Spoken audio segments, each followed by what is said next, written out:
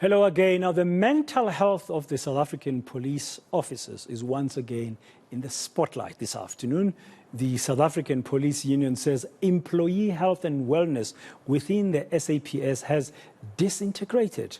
In the latest incident, a Cape Town officer in Elsies River shot himself at the weekend during the funeral service of another police officer. He's now in hospital and is been identified as the protection officer for Western Cape's Community Safety MEC, Reagen Allen. Let's discuss this now with the South African Police Union's Lesiba Thobakgale. Lesiba, good afternoon.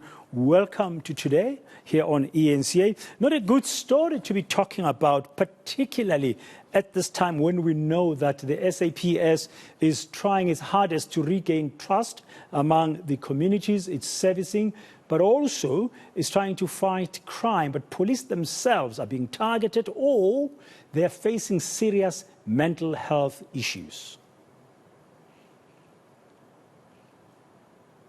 Thank you, Braden, to have us. It is indeed a sad scenario where our members are clearly faced with a whole lot of dangers out there.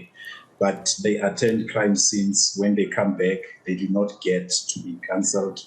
There is no one who debriefs our members. Clearly, that is informed by the fact that Employee Health and Wellness Division within the South African Police Services, it has collapsed. That is clearly further informed by the fact that when psychologists and psychiatrists came into the South African Police Services, they were militarized, they were given ranks. When they write recommendations in terms of the assistance that members are supposed to receive, those recommendations, they get not implemented, they get undermined. Though they are professionals, they came with their profession into the SAPS in order to assist our members. And further to that, that on its own, it has a negative impact whereby even our members do not have that confidence to go and use the list that we have of EHW. Because when they go there, also whatever problems that they take there, those reports, they get spoken about on the corridors. And it has since made our members not to feel free to utilize all of those services. Remember, Braden, after Marikana, what has happened? Some of our members who were involved there, some of them committed suicide as we speak of today. We've got a situation in Kwaggafontein which happened months ago whereby a police station was robbed. Instead of members to be assisted with each EHW, for them to be given support by SAPS management, instead the provincial commissioner went there and accused them and arrested them. And said they are responsible for that. So there is no support when it comes to HW in SAPS. So, Lesiba, are you telling us that SAPS does not have resident or in-house psychiatrists or psychologists to assist with mental health issues, mental well-being? We are confirming that as SAPU that we do not have them anymore because they left the SAPS. Because they got frustrated because of them being militarized. Everything that they write got to be undermined. Thus, they have left. We are left with few social workers. We've got those who come from the spiritual services. And Braden, you will agree with us that if a member has attended a shooting, he does not need to speak to a pastor. He does not need to speak to somebody who is not relevant, somebody who is not in their profession. They are not trained in order to listen to them and be able to give them that debriefing. That is the challenge that our members are faced with. They are on their own out there without any employee health and wellness. So when a police officer comes back from a traumatizing scene, who do they talk to currently? If they are lucky, they may speak to a pastor, they may speak to a social worker. But imagine at night, a member has attended a shooting, or maybe it is a gruesome murder, or maybe it is a gruesome accident. It is at night, and they come back from that scene. At immediate, there is no one who is available. Even that pastor is not available, or even that social work is not available. So that is the challenge that we have.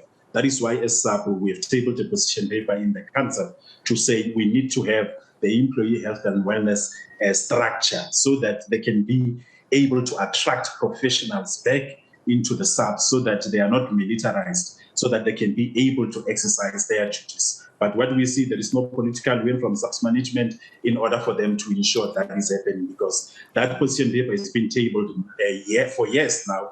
There is clearly no mandate coming forth in terms of to say, are they agreeing with us or not? Because we need a specific policy for those professionals so they can exercise, and their recommendations that they are making could be implemented without them being undermined by commanders because of the rank structure that is there of seniority in the South African Police Services. Yeah, because rank should not influence the support that employees need in terms of health and wellness.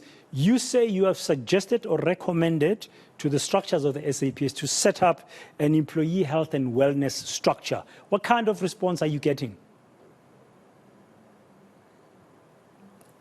The response that we are getting, that's why we are saying that there is no political will, because if there was a political will, clearly SAPS management would have been able to come back to us with a mandate to say whether they agree or they disagree with us in relation to that. And what we are putting forth, it is a very progressive means which will ensure that a employee health and wellness component in the SAPS, it is revived, because now it will be able to attract professionals who will be able to come and be professionals. We don't need professionals to get rank and be police officers, because if you are a police officer, a general or a brigadier, and then you find that you are in the rank of a captain, then they will undermine whatever that you have written, because the rank indeed in SAPS, it is working, it's being utilized even where it is unnecessarily so to do so. So that is what we placed forth as an organization to assist the SAPS and to assist our members who are in dire need.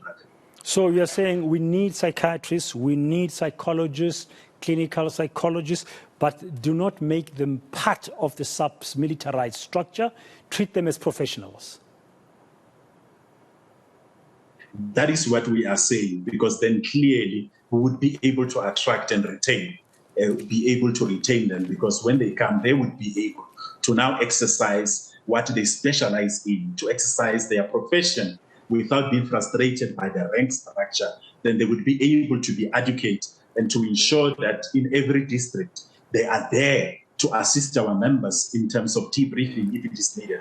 If members have personal challenges, if members have family issues, they could be able to go there knowing that there is an issue of confidentiality that is indeed guaranteed, because now those reports that comes out there, and even the recommendations, will not be laughed about even on the corridors if members go to those, and it will encourage our members to go and utilize such services. Unfortunately, currently, there are no services, adequate services that our members can go and utilize. That is why we've seen such a gruesome scene that occurred in the Western Cape, where one of our own shot himself, and we really wish him a speedy recovery. We wish something like that shouldn't have happened.